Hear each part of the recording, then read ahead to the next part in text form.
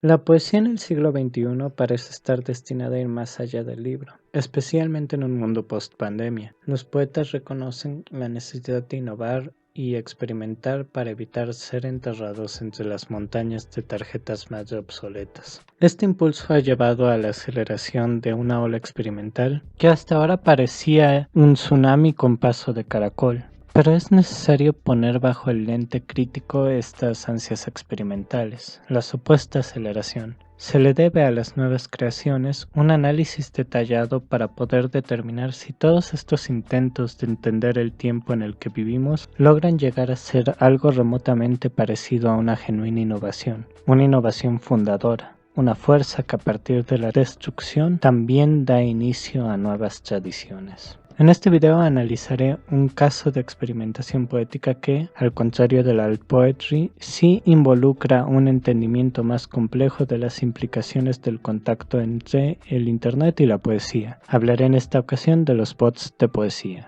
Un bot es un programa informático que desempeña una tarea de forma autónoma y con capacidad de responder a estímulos con respuestas programadas. En el caso de los bots de poesía, estos son generadores de texto basados en un set de reglas para generar tweets que privilegian la función estética a la comunicativa. Algunos ejemplos que se pueden encontrar en Twitter son PoesiasBot, un proyecto que gira en torno a un bot que genera un verso diario en el cual da una definición provisional de poesía. Pentametron, una cuenta en inglés que encuentra y retuitea pentámetros accidentales encontrados en otras cuentas de Twitter. En Tumblr se encuentra también el bot Perreo Poemas, que genera versos poéticos a partir de mezclar fragmentos de canciones de reggaetón de la década de los 2000. Algunos aspectos comunes pueden ser resaltados de estos proyectos y otros similares que abundan en Internet. Entre los más importantes son la apelación a públicos no especializados. Muchos de ellos buscan apelar a una audiencia más amplia que el lector habituado a la poesía por medio del uso de redes sociales y la referencia a diversos ítems de la cultura pop. También está la brevedad formal y simpleza de su vocabulario. Usualmente se manifiestan en formatos cortos, usan un vocabulario cotidiano y están optimizados para crecer en popularidad siguiendo estrategias que les permiten llegar a ser virales, como puede ser el hecho de publicar en breves y consecutivos periodos de tiempo. La mayoría de ellos, de hecho, publican por lo menos una vez al día. Todas estas experimentaciones tienden a una fusión de la forma y el contenido donde el medio es el mensaje, una tendencia que no solo vemos en el ámbito artístico sino en otros fenómenos del Internet como las fake news o las campañas publicitarias en redes sociales. En términos de mera apariencia, creo que son exploraciones totalmente válidas y que en muchos casos están respaldadas por posturas teóricas que van desde el pensamiento meramente artístico de aprovechar las nuevas posibilidades de los medios hasta un espectro político relacionado con la democratización del Internet y posturas críticas contemporáneas como puede ser el comunismo ácido o incluso llegando al xenofeminismo. En el desarrollo de estas poéticas completamente adaptadas a la vida post-internet se halla una oposición declarada contra la idea del camino del escritor como una carrera, así como de la expresión artística como algo que necesita ser validado por becas, academias y circuitos especializados con sesgos que en muchas ocasiones suelen estar basados en el prejuicio, el amiguismo u otros asuntos lejanos al fin de la crítica por sí misma.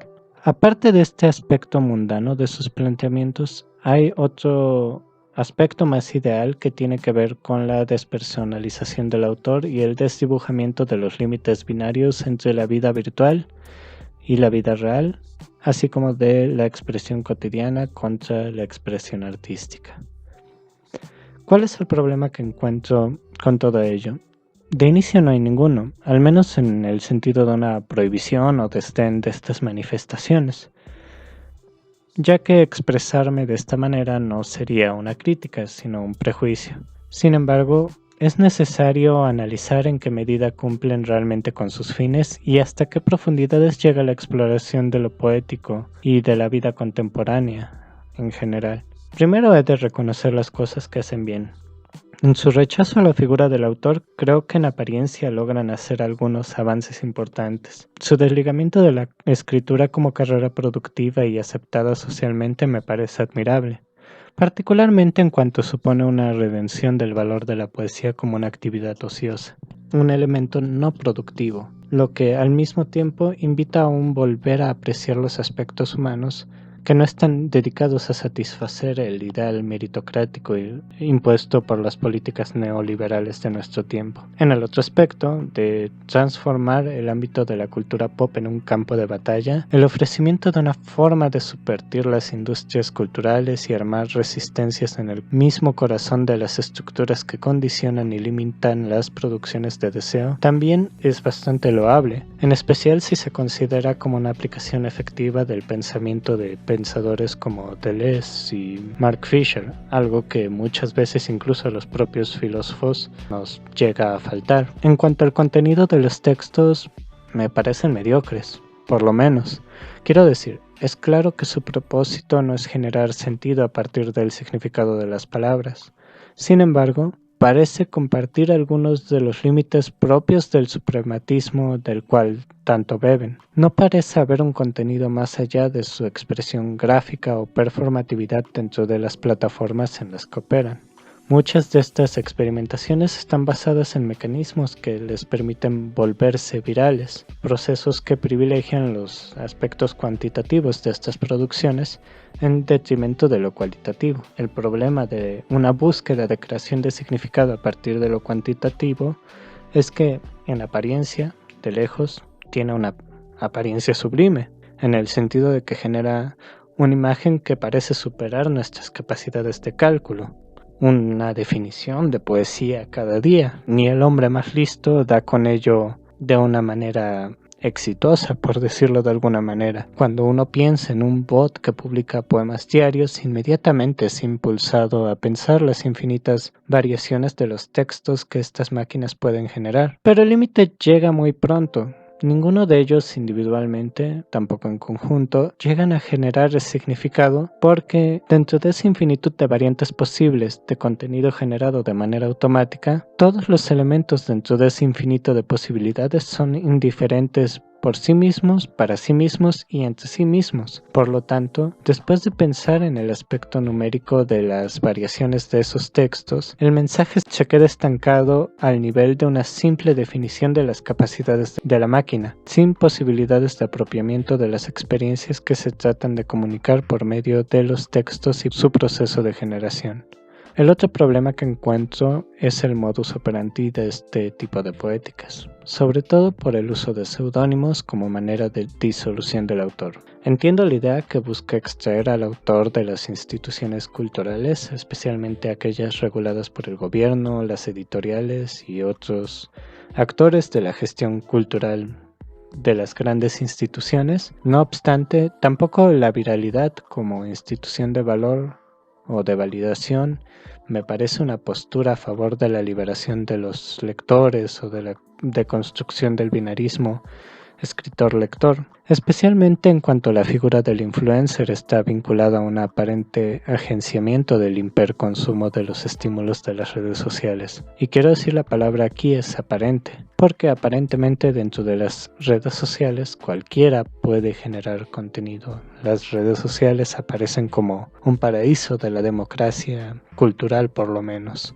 Lo cierto, y eso lo hemos venido aprendiendo con el tiempo, es que no cualquiera puede generar y difundir contenido. Uno puede generar contenido solo en cuanto ha aceptado de antemano volverse hiperconsumidor de estos estímulos generados en las redes sociales. En este contexto uno no empieza como creador o como agente dentro de un contexto virtual, sino como esclavo de una empresa que termina aspirando a convertirse en un superesclavo, que aparte de producir consumo de estímulos, también produce estímulos para el consumo, según los procesos de la compañía para las que decide trabajar.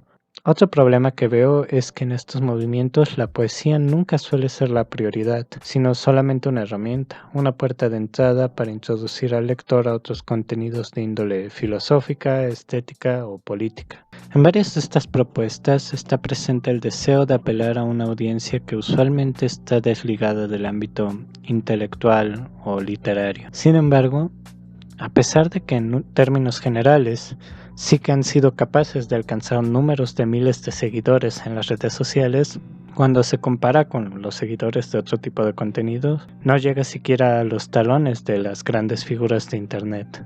Es popular si tomas en cuenta los números de otros proyectos dedicados a las humanidades de forma más académica, pero la mayoría de ellas simplemente han logrado aumentar los números porque han aumentado el alcance geográfico de las audiencias que tenían antes. Parece más gente no porque tengan muchos seguidores externos al circuito artístico o académico, sino porque esta misma gente o misma audiencia que estaba antes en menor escala se ha logrado expandir incluyendo gente con este mismo perfil de otras latitudes, gente con interés en las humanidades, lectores asiduos y en general seguidores de la filosofía, las artes, etc. Pero yo sí sería un poco escéptico en cuanto a creer que ha habido un éxito en lograr que sean elementos de la cultura pop o elementos que atraigan a grandes audiencias como lo hacen otras figuras del internet. Pero creo que al final todo es una cuestión de riesgo. El riesgo siempre ha sido el principal componente de la aparición de significado en cualquier arte.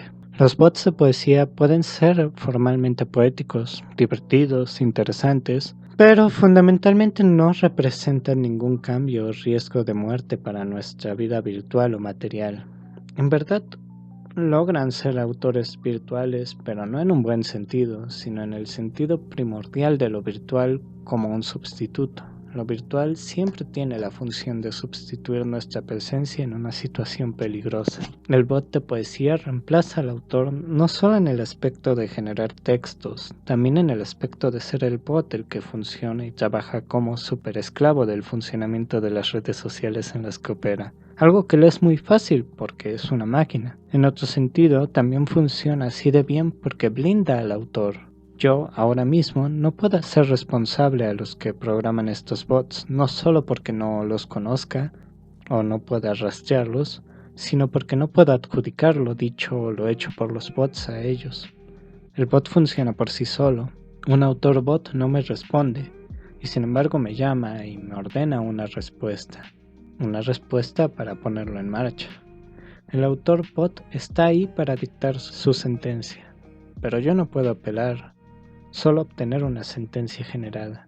No es tanto un juego como la expresión artística de la ley cibernética. Y bueno, esto ha sido todo por hoy. En el próximo y último video de esta serie migraré a un ánimo más optimista y comentaré algunas de las posibilidades del evento poético en internet y en el siglo XXI. Comenten abajo cuáles son los escenarios posibles para el futuro de la poesía en la era de internet y yo trataré de comentarlas en el próximo video. Espero que les haya gustado, compartan, suscriban y den like. Nos vemos hasta la próxima.